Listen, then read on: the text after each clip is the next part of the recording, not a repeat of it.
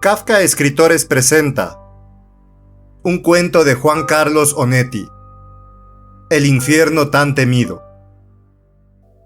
La primera carta, la primera fotografía, le llegó al diario entre la medianoche y el cierre. Estaba golpeando la máquina, un poco hambriento, un poco enfermo por el café y el tabaco, entregado con familiar felicidad a la marcha de la frase y a la aparición dócil de las palabras. Estaba escribiendo. Cabe destacar que los señores comisarios nada vieron de sospechoso y ni siquiera de poco común en el triunfo consagratorio de Playroy, que supo sacar partido de la cancha de invierno, dominar como saeta en la instancia decisiva. Cuando vio la mano roja y manchada de tinta de partidarias entre su cara y la máquina ofreciéndole el sobre. Esta es para vos. Siempre entreveran la correspondencia, ni una maldita citación de los clubs. Después vienen a llorar. Cuando se acercan las elecciones ningún espacio les parece bastante, y ya es medianoche, y decime con qué querés que llene la columna. El sobre decía su nombre, Sección Carreras, El Liberal. Lo único extraño era el par de estampillas verdes y el sello de Bahía. Terminó el artículo cuando subían del taller para reclamárselo. Estaba débil y contento, casi solo en el excesivo espacio de la redacción, pensando en la última frase. Volvemos a afirmarlo con la objetividad que desde hace años ponemos en todas nuestras aseveraciones. Nos debemos al público aficionado. El negro, en el fondo, revolvía sobres del archivo y la madura mujer de sociales se quitaba lentamente los guantes en su cabina de vidrio cuando Rizo abrió descuidado el sobre. Traía una foto, tamaño postal. Era una foto parda, escasa de luz, en la que el odio y la sordidez se acrecentaban en los márgenes sombríos, formando gruesas franjas indecisas, como en relieve, como gotas de sudor rodeando una cara angustiada. Vio por sorpresa, no terminó de comprender, supo que iba a ofrecer cualquier cosa por olvidar lo que había visto. Guardó la fotografía en su bolsillo y se fue poniendo el sobretodo mientras Sociales salía fumando de su garita de vidrio con un abanico de papeles en la mano. «Hola», dijo ella, «ya me ve, a estas horas recién termina el sarao».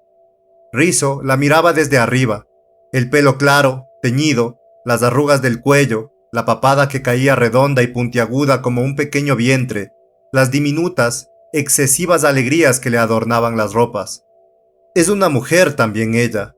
Ahora le miro el pañuelo rojo en la garganta, las uñas violentas en los dedos viejos y sucios de tabaco, los anillos y pulseras, el vestido que le dio en pago un modisto y no un amante, los tacos interminables tal vez torcidos, la curva triste de la boca, el entusiasmo casi frenético que le impone a las sonrisas.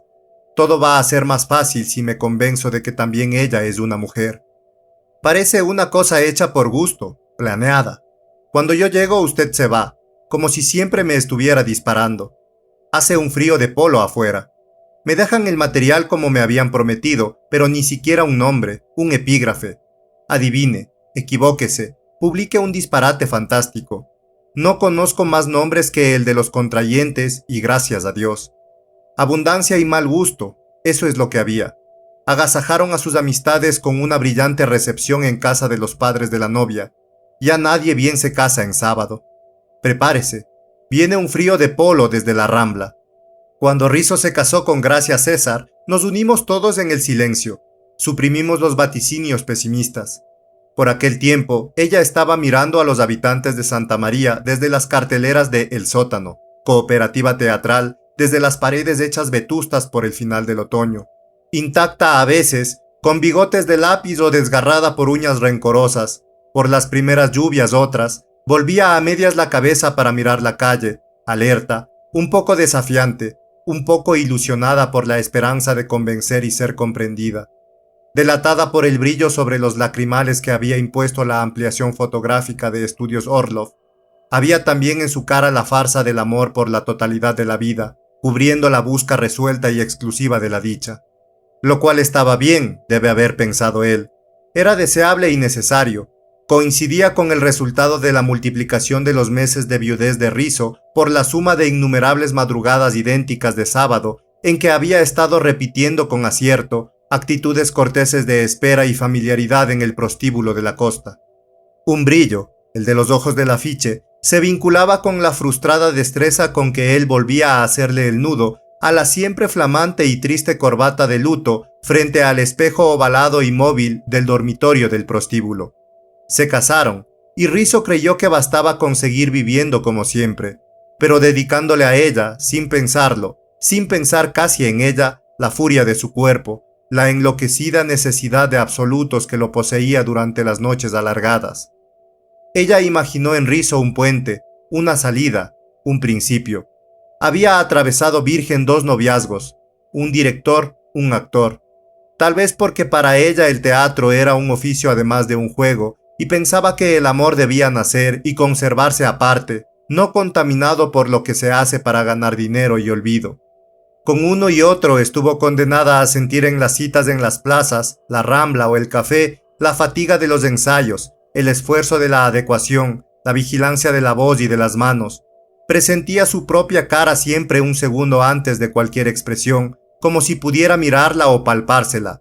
Actuaba animosa e incrédula, medía sin remedio su farsa y la del otro, el sudor y el polvo del teatro que los cubrían, inseparables, signos de la edad.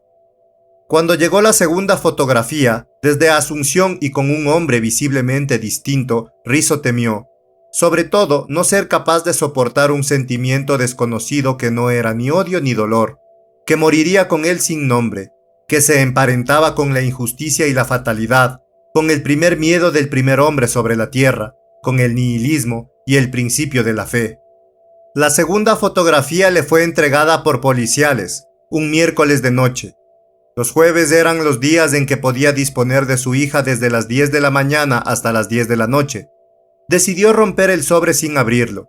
Lo guardó y recién en la mañana del jueves, mientras su hija lo esperaba en la sala de la pensión, se permitió una rápida mirada a la cartulina, antes de romperla sobre el watercloth.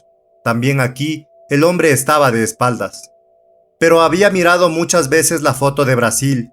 La conservó durante un día entero y en la madrugada estuvo imaginando una broma, un error, un absurdo transitorio. Le había sucedido ya. Había despertado muchas veces de una pesadilla, sonriendo servil y agradecido a las flores de las paredes del dormitorio. Estaba tirado en la cama cuando extrajo el sobre del saco y la foto del sobre. Bueno, dijo en voz alta, está bien. Es cierto y es así. No tiene ninguna importancia. Aunque no lo viera, sabría qué sucede. Al sacar la fotografía con el disparador automático, al revelarla en el cuarto oscurecido, bajo el brillo rojo y alentador de la lámpara, es probable que ella haya previsto esta reacción de Rizzo, este desafío, esta negativa a liberarse en el furor. Había previsto también, o apenas deseado, con pocas, mal conocidas esperanzas, que él desenterrara de la evidente ofensa, de la indignidad asombrosa, un mensaje de amor. Volvió a protegerse antes de mirar. Estoy solo y me estoy muriendo de frío en una pensión de la calle Piedras, en Santa María. En cualquier madrugada, solo y arrepentido de mi soledad como si la hubiera buscado, orgulloso como si la hubiera merecido. En la fotografía, la mujer sin cabeza clavaba ostentosamente los talones en un borde de diván. Aguardaba la impaciencia del hombre oscuro, agigantado por el inevitable primer plano. Estaría segura de que no era necesario mostrar la cara para ser reconocida. En el dorso, su letra calmosa decía, Recuerdos de Bahía. En la noche correspondiente a la segunda fotografía, pensó que podía comprender la totalidad de la infamia y aún aceptarla, pero supo que estaban más allá de su alcance la deliberación, la persistencia, el organizado frenesí con que se cumplía la venganza. Midió su desproporción, se sintió indigno de tanto odio, de tanto amor, de tanta voluntad de hacer sufrir. Cuando Gracia conoció a Rizzo, pudo suponer muchas cosas actuales y futuras.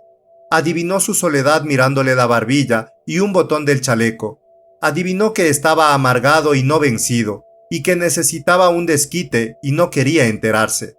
Durante muchos domingos le estuvo mirando en la plaza, antes de la función, con cuidadoso cálculo, la cara hosca y apasionada, el sombrero pringoso abandonado en la cabeza, el gran cuerpo indolente que él empezaba a dejar engordar. Pensó en el amor de la primera vez que estuvieron solos, o en el deseo, o en el deseo de atenuar con su mano la tristeza del pómulo y la mejilla del hombre. También pensó en la ciudad, en que la única sabiduría posible era la de resignarse a tiempo.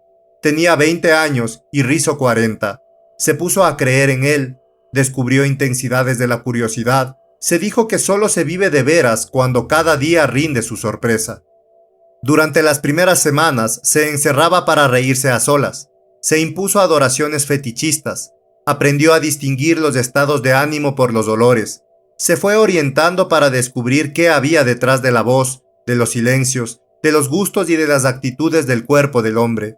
Amó a la hija de Rizzo y le modificó la cara, exaltando los parecidos con el padre. No dejó el teatro porque el municipio acababa de subvencionarlo y ahora tenía ella en el sótano un sueldo seguro, un mundo separado de su casa, de su dormitorio, del hombre frenético e indestructible. No buscaba alejarse de la lujuria, quería descansar y olvidarla, permitir que la lujuria descansara y olvidara. Hacía planes y los cumplía. Estaba segura de la infinitud del universo del amor, segura de que cada noche les ofrecería un asombro distinto y recién creado. Todo, insistía Rizzo, absolutamente todo puede sucedernos y vamos a estar siempre contentos y queriéndonos. Todo, ya sea que invente Dios o inventemos nosotros. En realidad, nunca había tenido antes una mujer y creía fabricar lo que ahora le estaban imponiendo, pero no era ella quien lo imponía. Gracias César, hechura de Rizzo, segregada de él para completarlo, como el aire al pulmón, como el invierno al trigo. La tercera foto demoró 3 semanas. Venía también de Paraguay y no le llegó al diario, sino a la pensión, y se la trajo la mucama al final de una tarde en que él despertaba de un sueño en que le había sido aconsejado defenderse del pavor y la demencia, conservando toda futura fotografía en la cartera y hacerla anecdótica, impersonal, inofensiva, mediante un centenar de distraídas miradas diarias. La mucama golpeó la puerta y él vio colgar el sobre de las tabillas de la persiana. Comenzó a percibir cómo destilaba en la penumbra, en el aire sucio, su condición nociva, su vibrátil amenaza. Lo estuvo mirando desde la cama como a un insecto, como a un animal venenoso que se aplastara a la espera del descuido, del error propicio. En la tercera fotografía ella estaba sola, empujando con su blancura las sombras de una habitación mal iluminada, con la cabeza dolorosamente echada hacia atrás, hacia la cámara, cubiertos a medias, los hombros por el negro pelo suelto, robusta y cuadrúpeda. Tan inconfundible ahora como si se hubiera hecho fotografiar en cualquier estudio y hubiera posado con la más tierna, significativa y oblicua de sus sonrisas. Solo tenía ahora, Rizzo, una lástima irremediable por ella, por él, por todos los amantes que habían amado en el mundo, por la verdad y el error de sus creencias, por el simple absurdo del amor y por el complejo absurdo del amor creado por los hombres. Pero también rompió esta fotografía y supo que le sería imposible mirar otra y seguir viviendo. Pero en el plano mágico en que habían empezado a entenderse y a dialogar, Gracia estaba obligada a enterarse de que él iba a romper las fotos apenas llegaran, cada vez con menos curiosidad, con menor remordimiento. En el plano mágico, todos los groseros o tímidos hombres urgentes no eran más que obstáculos, ineludibles postergaciones del acto ritual de elegir en la calle, en el restaurante o en el café al más crédulo e inexperto, al que podía prestarse sin sospecha y con un cómico orgullo a la exposición frente a la cámara y al disparador, al menos desagradable entre los que pudieran creerse aquella memorizada argumentación de viajante de comercio. Es que nunca tuve un hombre así, tan único, tan distinto, y nunca sé, metida en esta vida de teatro, dónde estaré mañana y si volveré a verte. Quiero por lo menos mirarte en una fotografía cuando estemos lejos y te extrañe. Y después de la casi siempre fácil convicción, pensando en Rizzo o dejando de pensar para mañana, cumpliendo el deber que se había impuesto, disponía las luces, preparaba la cámara y encendía al hombre. Si pensaba en Rizzo, evocaba un suceso antiguo, volvía a reprocharle no haberle golpeado, haberla apartado para siempre con un insulso desvaído, una sonrisa inteligente, un comentario que la mezclaba a ella con todas las demás mujeres, y sin comprender, demostrando a pesar de noches y frases que no había comprendido nunca. sin exceso de esperanzas, trajinaba sudorosa por la siempre sórdida y calurosa habitación de hotel, midiendo distancias y luces, corrigiendo la posición del cuerpo embarado del hombre, obligando con cualquier recurso, señuelo, mentira crapulosa a que se dirigiera hacia ella la cara cínica y desconfiada del hombre de turno. Trataba de sonreír y de tentar, remedaba los chasquidos cariñosos que se hacen a los recién nacidos, calculando el paso de los segundos, calculando al mismo tiempo la intensidad con que la foto aludiría a su amor con Rizzo. Pero como nunca pudo saber esto, como incluso ignoraba si las fotografías llegaban o no a manos de Rizzo, comenzó a intensificar las evidencias de las fotos y las convirtió en documentos que muy poco tenían que ver con ellos, Rizzo y Gracia. Llegó a permitir y ordenar que las caras adelgazadas por el deseo, estupidizadas por el viejo sueño masculino de la posesión, enfrentaran el agujero de la cámara con una dura sonrisa, con una avergonzada insolencia. Consideró necesario dejarse resbalar de espaldas e introducirse en la fotografía, hacer que su cabeza, su corta nariz, sus grandes ojos impávidos descendieran desde la nada del más allá de la foto, para integrar la suciedad del mundo, la torpe, errónea visión fotográfica, las sátiras del amor que se había jurado mandar regularmente a Santa María. Pero su verdadero error fue cambiar las direcciones de los sobres. La primera separación, a los 6 meses del casamiento, fue bienvenida y exageradamente angustiosa. El sótano, ahora Teatro Municipal de Santa María, subió hasta el Rosario. Ella reiteró allí el mismo viejo juego alucinante de ser una actriz entre actores, de creer en lo que sucedía en el escenario. El público se emocionaba, aplaudía o no se dejaba arrastrar. Puntualmente se imprimían programas y críticas, y la gente aceptaba el juego y lo prolongaba hasta el fin de la noche, hablando de lo que había visto y oído, y pagando para ver y oír, conversando con cierta desesperación, con cierto acicateado entusiasmo de actuaciones, decorados, parlamentos y tramas. De modo que el juego, el remedo, alternativamente melancólico y embriagador, que ella iniciaba acercándose con lentitud a la ventana que caía sobre el fiord, estremeciéndose y murmurando para toda la sala: tal vez, pero yo también llevo una vida de recuerdos que permanecen extraños a los demás. También era aceptado en el Rosario. Siempre caían naipes en respuesta al que ella arrojaba, el juego se formalizaba y ya era imposible distraerse y mirarlo de afuera. La primera separación duró exactamente 52 días y Rizzo trató de copiar en ellos la vida que había llevado con Gracia César durante los 6 meses de matrimonio.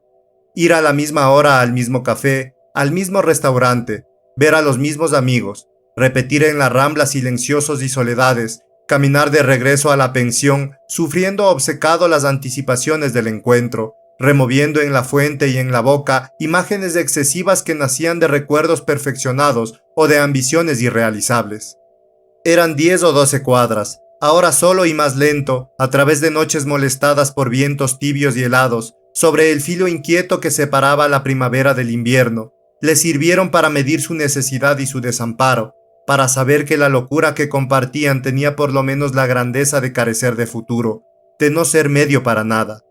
En cuanto a ella, había creído que Rizzo daba un lema al amor común cuando susurraba, tendido, con fresco asombro, abrumado: todo puede suceder y vamos a estar siempre felices y queriéndonos.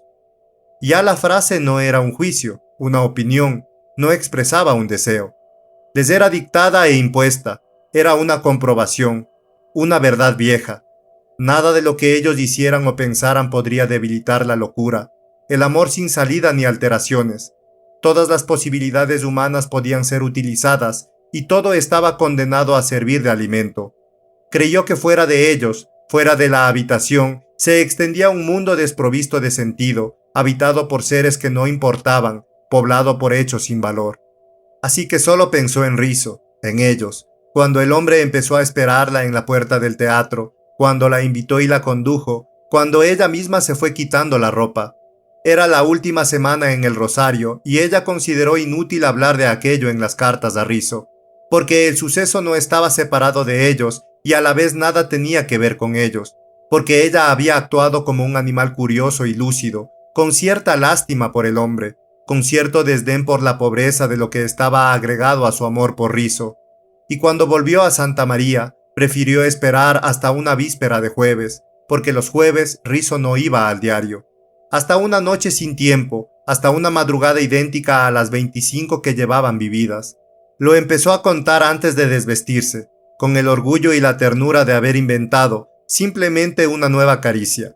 Apoyado en la mesa, en mangas de camisa, él cerró los ojos y sonrió.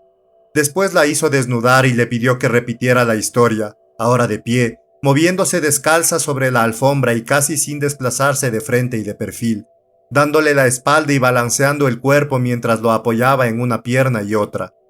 A veces ella veía la cara larga y sudorosa de Rizzo, el cuerpo pesado apoyándose en la mesa, protegiendo con los hombros el vaso de vino, y a veces solo los imaginaba, distraída, por el afán de fidelidad en el relato, por la alegría de revivir aquella peculiar intensidad de amor que había sentido por Rizzo en el Rosario, junto a un hombre de rostro olvidado, junto a nadie, junto a Rizzo. Bueno, ahora te vestís otra vez, dijo él, con la misma voz asombrada y ronca que había repetido que todo era posible, que todo sería para ellos. Ella le examinó la sonrisa y volvió a ponerse las ropas. Durante un rato estuvieron los dos mirando los dibujos del mantel, las manchas, el cenicero con el pájaro de pico quebrado. Después él terminó de vestirse y se fue. Dedicó su jueves, su día libre, a conversar con el doctor Guiñazú, a convencerlo de la urgencia del divorcio, a burlarse por anticipado de las entrevistas de reconciliación. Hubo después un tiempo largo y malsano en el que Rizzo quería volver a tenerla y odiaba simultáneamente la pena y el asco de todo imaginable reencuentro. Decidió después que necesitaba a Gracia, y ahora un poco más que antes, que era necesaria la reconciliación y que estaba dispuesto a pagar cualquier precio siempre que no interviniera su voluntad, siempre que fuera posible volver a tenerla por las noches sin decir que sí, ni siquiera con su silencio. Volvió a dedicar los jueves a pasear con su hija y a escuchar la lista de predicciones cumplidas que repetía la abuela en las sobremesas. Tuvo de Gracia noticias cautelosas y vagas. Comenzó a imaginarla como a una mujer desconocida, cuyos gestos y reacciones debían ser adivinados o deducidos, como a una mujer preservada y solitaria entre personas y lugares, que le estaba predestinada y a la que tendría que querer, tal vez desde el primer encuentro. Casi un mes después del principio de la separación, Gracia repartió direcciones contradictorias y se fue de Santa María. «No se preocupe», dijo Guiñazú, «conozco bien a las mujeres, y algo así estaba esperando. Esto confirma el abandono del hogar y simplifica la acción que no podrá ser dañada por una evidente maniobra dilatoria que está evidenciando la sinrazón de la parte demandada». Era aquel un comienzo húmedo de primavera, y muchas noches Rizzo volvía caminando del diario, del café, dándole nombres a la lluvia, avivando su sufrimiento como si soplara una brasa, apartándolo de sí para verlo mejor e increíble, imaginando actos de amor nunca vividos para ponerse enseguida a recordarlos con desesperada codicia. Rizzo había destruido, sin mirar, los últimos 3 mensajes. Se sentía ahora, y para siempre, en el diario y en la pensión, como una alimaña en su madriguera, como una bestia que oyera rebotar los tiros de los cazadores en la puerta de su cueva. Solo podía salvarse de la muerte, y de la idea de la muerte forzándose a la quietud y a la ignorancia. Acurrucado, agitaba los bigotes y el morro, las patas. Solo podía esperar el agotamiento de la furia ajena. Sin permitirse palabras ni pensamientos, se vio forzado a empezar a entender, a confundir a la Gracia que buscaba y elegía hombres y actitudes para las fotos con la muchacha que había planeado, muchos meses atrás, vestidos, conversaciones, maquillajes, caricias a su hija para conquistar a un viudo aplicado al desconsuelo, a este hombre que ganaba un sueldo escaso y que solo podía ofrecer a las mujeres una asombrada, leal incomprensión. Había empezado a creer que la muchacha que le había escrito largas y exageradas cartas en las breves separaciones veraniegas del noviazgo era la misma que procuraba su desesperación y su aniquilamiento enviándole las fotografías. Y llegó a pensar que, siempre, el amante que ha logrado respirar en la obstinación sin consuelo de la cama el olor sombrío de la muerte está condenado a perseguir, para él y para ella, la destrucción, la paz definitiva de la nada. Pensaba en la muchacha que se paseaba del brazo de 2 amigas en las tardes de la Rambla, vestida con los amplios y taraseados vestidos de tela endurecida que inventaba e imponía el recuerdo, y que atravesaba la obertura del barbero que coronaba el concierto dominical de la banda para mirarlo un segundo. Pensaba en aquel relámpago en que ella hacía girar su expresión enfurecida de oferta y desafío, en que le mostraba de frente la belleza casi varonil de una cara pensativa y capaz, en que lo elegía a él, entontecido por la viudez, y poco a poco iba admitiendo que aquella era la misma mujer desnuda, un poco más gruesa, con cierto aire de aplomo y de haber sentado cabeza, que le hacía llegar fotografías desde Lima, Santiago y Buenos Aires. ¿Por qué no?, llegó a pensar. ¿Por qué no aceptar que las fotografías, su trabajosa preparación, su puntual envío, se originaban en el mismo amor, en la misma capacidad de nostalgia, en la misma congénita lealtad? La próxima fotografía le llegó desde Montevideo, ni al diario ni a la pensión, y no llegó a verla. Salía una noche de El Liberal cuando escuchó la renguera del viejo Lanza persiguiéndolo en los escalones, la tos estremecida a su espalda, la inocente y tramposa frase del prólogo. Fueron a comer al Baviera, y Rizzo pudo haber jurado después haber estado sabiendo que el hombre descuidado, barbudo, enfermo, que metía y sacaba en la sobremesa un cigarrillo humedecido de la boca hundida, que no quería mirarle los ojos, que recitaba comentarios obvios sobre las noticias que UP había hecho llegar al diario durante la jornada, estaba impregnado de gracia, o del frenético aroma absurdo que destila el amor. De hombre a hombre, dijo Lanza con resignación, o de viejo que no tiene más felicidad en la vida que la discutible de seguir viviendo.